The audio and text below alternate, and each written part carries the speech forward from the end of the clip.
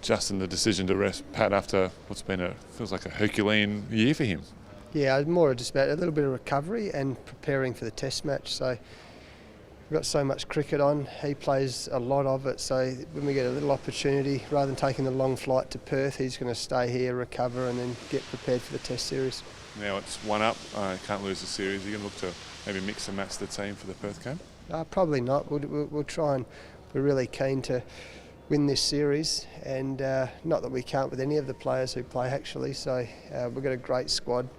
We'll have a look at the wicket. It might be a bit fast and bouncy wicket at the new stadium, so we'll see how that goes, but we'll be looking to win the series.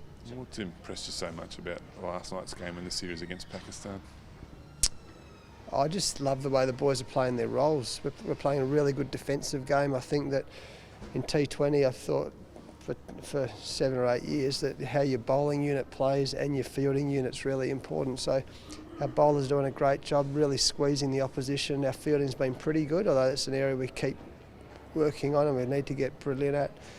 And then the way the boys are playing their roles is excellent. So yeah, the boys are going in the right direction at the moment.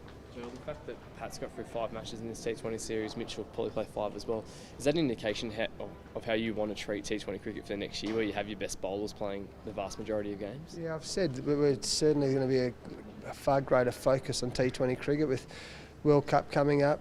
World Cup, there's 2 in 2 years. We probably, in the past, we've used these opportunities to rest some of those guys, but we need to get better at it. It's something that's a priority for Australian cricket. So therefore, you want to play your best players as often as you can. I was going to say, the way that you're managing your strangle teams, I know you sort of touched on it there, but the bowlers, like a lot of times going under 150 or under 7.5 and over, I mean, that's, I guess, indicative of when you have your best bowling team on the park too, isn't it? Yeah, and we're working to build all our bowling stocks so that they're able to do those jobs for us. So like I say, we're really lucky. We've got great depth of squad.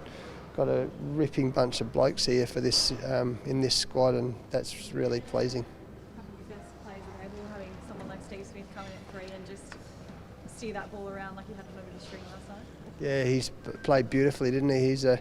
We know how good a player he is. He loves batting, full stop. So that's nice for the coach when they love batting as much as he does, because he wants to be out there. I thought Manica was unbelievable. It was an amazing cricket ground and it's a great batting wicket. And Stephen certainly took advantage of that last night. The way he can adapt to a game, and sort of like, I mean, we all know how well he adapts, but there are probably people who were questioning his T20 record going into this summer. I mean, did you find that laughable that people were questioning it? Yeah. Probably anyone who questions Steve Smith anything to do with batting, you put a smile on your face, doesn't it? But that's his greatest strength, is his ability to solve problems. And whether it's in Test cricket or T20 cricket, that's what he's so good at. The best players in the world do it. The best players adapt to white or red ball or 20 over a Test cricket. So it's not a fluke that he's a great player. With a greater focus on T20 cricket over the next year, could we see the point where Steve's regarded as the best T20 batsman in the world, just like he's the best Test bat and whatnot? Hopefully he's the ranked number 1 in all 3 forms. I'm sure he'll be aspiring to do that. I'm hoping all of our players are aspiring to it as well. Does he seem to be going to another level just all the time? It seems like it, doesn't it? I mean, the Test series in England was incredible. His 90 in the semi-final in the World Cup was incredible. He got 100 for New South Wales, and last night was just sublime. Last night he plays shots. It's actually, you just shake your head. He plays some shots, and you're sitting on the bench with the boys, and they're just looking at me going, "How's he do that?" It's got me buggered. I don't know, but yeah, he's getting better and better, which is great for Australian cricket. On the Test front, I know you said last week that there were still 2 spots up for grabs in that top 6. Have you sort of seen much of the Shield over the last few days, and has that opinion changed, or are we still in the same spot? No, we would. Yeah, there's another Shield game to go, Australian A game to go, in conditions which will be similar to what we play on at the Gabba, I think. So. Certainly nothing in concrete yet, but yeah, I'm hoping someone starts banging really, really hard on the door. You would have been happy with what Travis Head produced, I guess, down in Adelaide? Yeah, he played well. Yeah, Travis played well. There's a number of guys who I thought the way Matthew Wade played was excellent in that, winning the game for Tasmania.